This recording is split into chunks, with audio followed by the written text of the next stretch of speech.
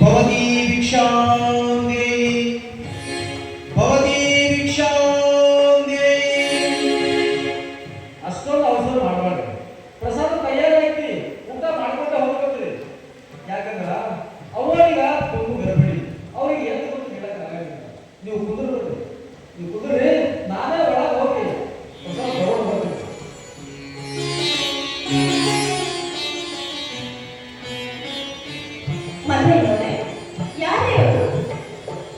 ಅವರ ಇವರು ಜಂಗಮ ಮೂರ್ತಿಗಳು. ಶರಣಬಸಪ್ಪರ ಮನೆ ಎಲ್ಲಿ ಅಂತ ಕೇಳಿದ್ರು, ಆಗ ಕರ್ಕೊಂಡು ಬಂದಿದ್ದಾರೆ. ಅವರ ಆದಷ್ಟು ಬೇಗ ಇವರಿಗೆ ದಾಸೋಹದ ವ್ಯವಸ್ಥೆ ಆಗಬೇಕು.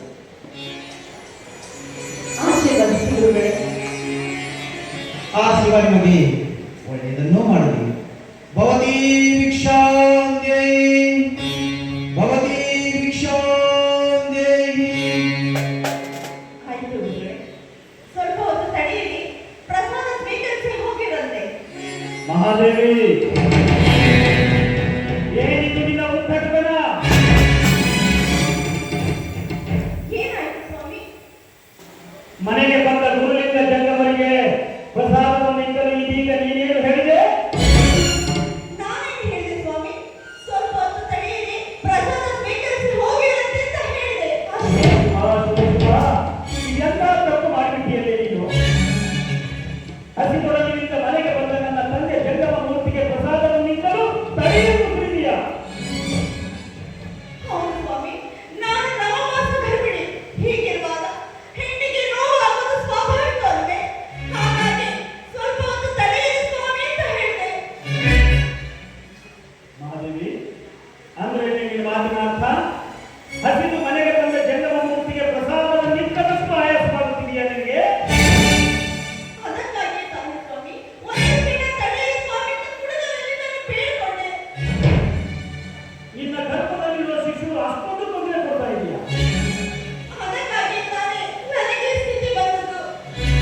ಸರಿ, ಹಾಗಿದ್ರೆ ನಮ್ಮ ಜೀವನದ ಏಕೈಕ ಮಹತ್ವ ಕಾರ್ಯವಾಗಿರೋ ದಾಸೋಹದ ಕಾರ್ಯಕ್ಕೆ ಆ ಶಿಶು ತೊಂದರೆ ಕೊಡ್ತಾ ಇದೆಯಾ ಅಂದಮೇಲೆ ನಿನ್ನ ಗರ್ಭದಲ್ಲಿರುವ ಆ ಮಗು ಈ ಭೂಮಿಯ ಮೇಲಿನ ಬೆಳಕನ್ನು ನೋಡುವುದೇ ಬೇಡ.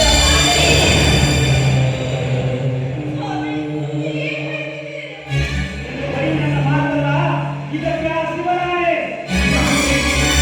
ಸಂಸ್ಕೃತಿಗೆ ಶಿವ ಶರಣನಾಣೆ.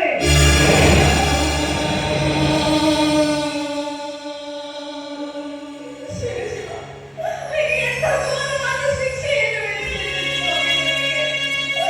ನಾನೀಗ ಮಾಡಿದ ತಪ್ಪಿಗೆ ಕ್ಷಮೆ ಇರಲಿ. ಸ್ವಾಮಿ, ಸರ್ವರ ಬಾಳಿಗೆ ಮಾರ್ಗದರ್ಶಕರಾದ ನೀವೇ ಈ ರೀತಿ ಉಗ್ರರಂತೆ.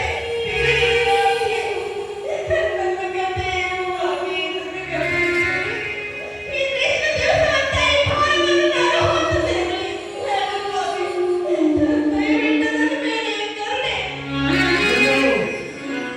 ಮನೆಗೆ ಬಂದ ಗುರುಲಿಂಗ ಜಂಗಮ ಮೂರ್ತಿಯ ಪ್ರಸಾದವನ್ನಿದ್ದದ ತಪ್ಪಿಗಾಗಿ ನನ್ನ ಪಾದವನ್ನು ಮುಟ್ಟಿ ಪ್ರಮಾಣ ಮಾಡಿ ನನ್ನನ್ನು ಪಾಪಿಷ್ಠನನ್ನಾಗಿ ಮಾಡಬೇಡ.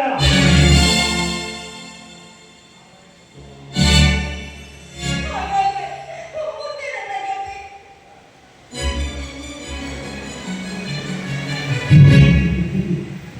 ಚಿಂತಿಸದಿರು ತಾಯಿ, ನಿನಗಾವ ತೊಂದರೆಯೂ ಆಗುವುದಿಲ್ಲ. ಕಣ್ಣೀರು ಸುರಿಸದೆ ದಯವಿಟ್ಟು ನೀನು ಒಳಗೆ ಹೋಗಮ್ಮ. ಎರಡನೆಯದವಾ,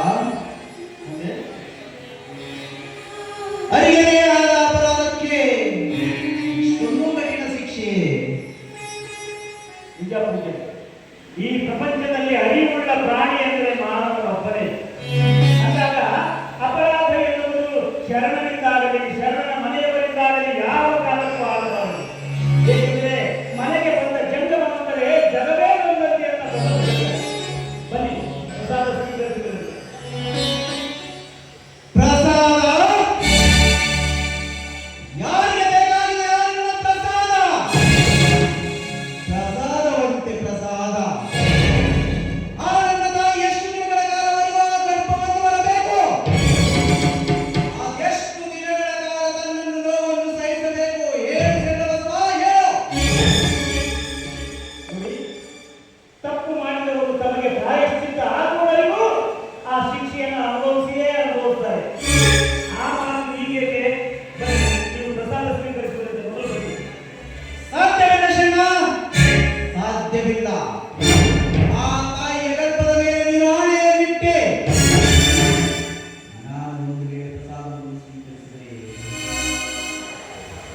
ಸಾಧ್ಯವಿಲ್ಲ ಸಾಧ್ಯವಿಲ್ಲ. ನಾನು ಪ್ರಸಾದವನ್ನು ಸ್ವೀಕರಿಸಲಾರೆ. ಬರುತ್ತೇನೆ. ನನ್ನ ಸತಿಯು ನುಡಿದ ಒಂದು ಚಿಕ್ಕ ನುಡಿಯ ಕಿಡಿಗಾಗಿ ತಾವು ಪ್ರಸಾದ ಸ್ವೀಕಾರ ಮಾಡದೆ ಇಲ್ಲಿಂದ ಹೋದರೆ ನಿಮ್ಮ ಒಡನಾಗ್ತಿ ಜ್ವಾಲೆಯಾಗಿ ನಮ್ಮನ್ನು ದಹಿಸಿ ಭಸ್ಮ ಮಾಡುವುದರಲ್ಲಿ ಯಾವ ಸಂದೇಹವೂ ಇಲ್ಲ. ದಯವಿಟ್ಟು ದಯವಿಟ್ಟು ನಿಮಗೆ ಕೈ ಮುಗಿದು ಬೇಡ್ಕೊಳ್ತೀನಿ, ಪ್ರಸಾದವನ್ನು ಸ್ವೀಕಾರ ಮಾಡಿಕೊಂಡೇ ಹೋಗಿ. ಸಾಧ್ಯವಿಲ್ಲ ಶರಣ, ಸಾಧ್ಯವಿಲ್ಲ. ಇದೆಂದಿಗೂ ಸಾಧ್ಯವಿಲ್ಲ. ಯಾವ ಮನೆಯ ಗರ್ಭಿಣಿ ಹೆಣ್ಣಿನ ಗೋಳನ್ನು ನಾನು ಕಣ್ಣಾರೆ ಕಂಡೆನು, ಆ ಮನೆಯಲ್ಲಿ ನಾನು ಪ್ರಸಾದವನ್ನು ಸ್ವೀಕರಿಸಿದೆಯಾದ್ರಿ ಆ ಹೆಣ್ಣಿನ ನಿಟ್ಟುಸಿರಿನ ತಾಪ ನನಗೂ ತಟ್ಟದೇ ಇರಲು. ಮೇಲಾಗಿ ನಿರಪರಾಧಿನ ನಿಕೃಷ್ಟ ಹೆಣ್ಣಿಗೆ ಕೊಟ್ಟಿರುವ ಶಿಕ್ಷೆಯಿಂದ ಮನಸ್ಸಿಗಾದರೂ ಸರಿಹರಿಸಿದೆಯೇ? ಹೌದು ಅಪ್ಪ. ಇಂಥ ಸಮಯದಾಗ ನಾವೇನಾರ ಮಾತಾಡಕ್ ಹೋಗೋಣ, ನಿಮ್ಗೆ ಎದುರು ಮಾತಾಡೋಣ. ಅವರ ಬಾಯಿಂದ ಏನಾರ ಇಂಥ ಮಾತು ಬರಬೇಕು. ಏನೋ ಅಪ್ಪಿ ತಪ್ಪಿ ಬರಲಾರ ಮಾತು. ನೀವು ದೊಡ್ಡವರು, ಜ್ಞಾನಿಗಳು, ದಯವಿಟ್ಟು ಇದನ್ನೆಲ್ಲ ಮನಸ್ಸಿನಾಗ ಹಚ್ಕೊಳ್ಳೋದೇ. ಅಮ್ಮವನ್ನು ಕ್ಷಮಾ ಮಾಡ್ಬೇಕಾ, ಕ್ಷಮಾ ಮಾಡಿ. ಈ ಮಾತು ಅದೆಂದಿಗೂ ಸಾಧ್ಯವಿಲ್ಲ, ಅದೆಂದಿಗೂ ಸಾಧ್ಯವಿಲ್ಲ ಮಾತು.